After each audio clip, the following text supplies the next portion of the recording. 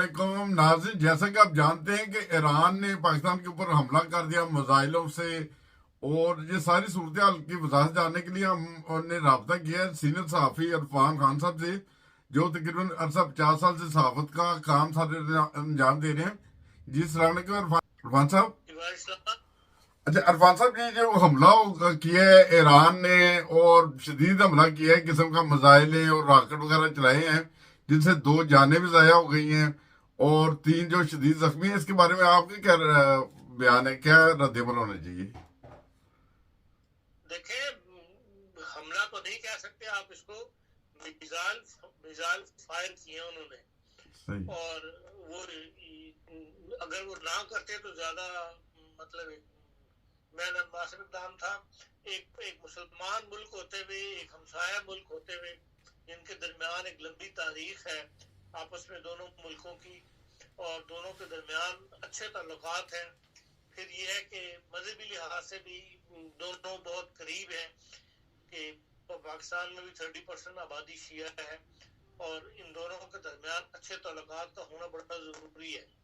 और इस मामले के अंदर अगर ईरान जो है वो पाकिस्तान से कंसिडर कर लेता, पाकिस्तान की हुकूमत को या पाकिस्तान की एजेंसियों के साथ राब्ते में रह के बता देता कि भाई हमें यहाँ से ये शिकायत है आपसे, और मिलकर ही अगर ऑपरेशन कर लेते तो वो ज़्यादा बेहतर था। लेकिन ईरान ने जो कासिम सुलेमानी की बरसी पर जो उसका नुकसान हुआ है, उसकी वो इन्वेस्टिगेशन हो रही थी, और उन इन्वेस्टिगेशन के साथ वो जिस नतीजे पर पहुंचे हैं, जहां जहां से उनको ये लिंक मिला है कि भाई यहाँ से हमलावर थे या जिन्होंने बम फाड़ा था वो मुतवक्के थे, तो उन्होंने मिसाइल फायर किया, जहाँ पे कहते हैं 4 सिविलियन मारे गए हैं, 6 बंदे जो है जख्मी हुए हैं। इसी तरह जो शाम का इलाका है, सीरिया का नॉर्थ, उसके अंदर भी उन्होंने बहुत इंतहा पसंद ग्रुप्स, वहाँ उनके हेडक्वार्टर थे, वहाँ पर उन्होंने मिसाइल फायर किया है।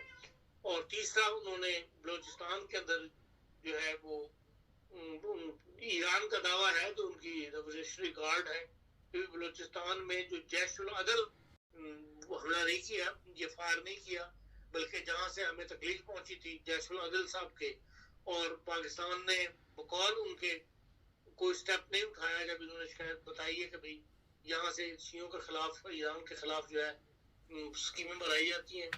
तो फिर उन्होंने खुद जो है वो बदला ले लिया, क्योंकि ये आपको पता है जब से ये उसामा बिन लादेन वाला मसला चला है, उसके बाद से अब जहाँ बड़ी ताकतों ने खुद बदला लेना होता है, वहां से वो फायर कर देते हैं। पाकिस्तान के अंदर भी और ईरान अफगानिस्तान के अंदर भी कराची के पास के समुद्र से उन्होंने जहाज में से फायर करके तो मिसाइल फायर किए थे। तो अब ईरान ने भी यही देखा कि भाई अपने लिए उन्होंने ये मुनासिब समझा, उन्होंने बदला लेना था, तो उन्होंने ये मिसाइल फायर किए।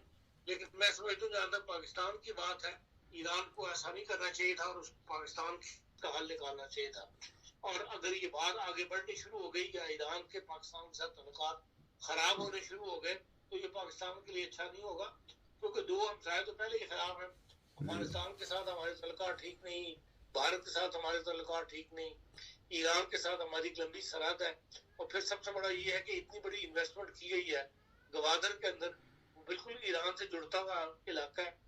तो अगर वहां पर भी इस किस्म की अनरेस्ट शुरू में, उसने भी परेशानी का इजहार किया, और उसने दोनों मुल्कों से अपील की है कि भाई आप ये सफारती ताल्लुकात दोबारा बहाल करें, और गुफ्त शनीद के जरिए इन मसलों का जो तो आपके दरमियान पैदा हो गए तफरीक, इसका हल तलाश करें।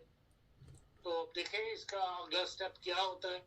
या पाकिस्तान ने जो सफीर वापस बुला लिया है अपना, और ईरान के सफीर से कहा है कि वापस चला जाए, तो ये इराक में भी किया है, लेकिन इराक की कोई पोजीशन नहीं है जो पाकिस्तान की। अच्छा, नहीं बिल्कुल सही है, सफेद नहीं बुलाना चाहिए, बल्कि अगर हम साया अगर उससे गलती हो गई है तो उसे दरगुजर करना चाहिए और अच्छे फैसले करने चाहिए। आपने बताया कि वो पहले बहुत दुश्मन है, दाएं बाएं अफगानिस्तान के साथ भी इसी तरह के हालात चल रहे हैं, और दूसरे मुल्कों के साथ भी एक हमसाया और रह गया, उसके साथ भी अगर बिगड़ेगी तो ये बहुत बुरी बात है। बिल्कुल, देखें हर हमसाये के साथ ताल्लुकात अच्छे होने चाहिए, क्योंकि पाकिस्तान अंदर से इसका कमजोर है, इक़्तिसादी तौर पर भी, और सियासी हर कोई काम नहीं कर रहा, हत्ता कि अदलिया पे भी लोग अब उंगलियां उठा रहे हैं, गलत उठा रहे हैं या सही उठा रहे हैं, उसका नुकसान बहरल है। 2 जजेस का चले जाना इस्तीफा दे के और उनकी आगे कार्रवाई चलेगी, फिर पता लगेगा कि यहाँ मजीद जजेस जा रहे हैं जो इन मामलात में इन्वॉल्व थे। तो इससे एक हर जिंदगी की हर शोबा जिंदगी में एक अंदर सा मौजूद है जो कि मुल्क को मजीद कमजोर करता है। तो इससे दुश्मन फायदा उठाता है और दुश्मन दोनों तरफ दाएं भी और बाएं भी जो है वो पाकिस्तान के खिलाफ है। तो इसलिए जरूरी है कि जो भी हुकूमत बनेगी इंतखाबात के बाद होश आनी चाहिए सियासतदानों को और अमन के साथ एक नई हुकूमत बना के और इन मामलात को हल करने की तरफ कोशिश करें। वो बहुत अच्छी बात है इरफान साहब, आपने बहुत बिल्कुल सही तजिया फरमाया कि इस वक्त पाकिस्तान के ऐसे हालात नहीं हैं कि वो जंगों की तरफ जाए, ऐसे हालात नहीं है कि वो हमसायों के साथ दुश्मनियां पाले, और मुल्क में अमन व अमान बहाल करने के लिए कुछ चीज सब्र से भी काम लेना पड़ेगा और दरगुजर भी करना पड़ेगा ना। तो कोई भी दूसरे मुल्कों से कर्जे ले लेके तो अपने पास रिजर्व इकट्ठा कर रहा हो तो वो तो किसी सूरत में भी जंग को अफोर्ड नहीं कर सकता, एक दिन की जंग भी अफोर्ड नहीं कर सकता। ठीक, बहुत अच्छा आपने तजिया फरमाया। इसी सूरत हाल में हमला तो हुआ है, यकीनन दुख भी हुआ है, पूरी कौम को रंज हुआ है, मगर उसमें अक्लमंदी से इसी चीज से काम लेना चाहिए कि देखें अफगानिस्तान के साथ पहले ताल्लुकात अच्छे नहीं हैं और इंडिया के साथ ताल्लुकात अच्छे नहीं है, एक और दुश्मन बनाने की क्या जरूरत है। बहुत शुक्रिया इरफान साहब, आपने अपना कीमती वक्त निकाला जी। और कुछ कहना चाहते हैं आप? नहीं, बहुत शुक्रिया, आपने अपना टाइम दिया और ये बताया कि इस जंगों का टाइम नहीं है, अमन का टाइम है। अमन की सूरत हाल अगर मुल्क को चलाना है तो मुल्क के पहले हालात कुछ इस तरह से हैं कि मुश्किलात से गुजर रहे हैं हर लिहाज से। तो बहरहाल अल्लाह ताला रहम करे और पाकिस्तान जिंदाबाद नो।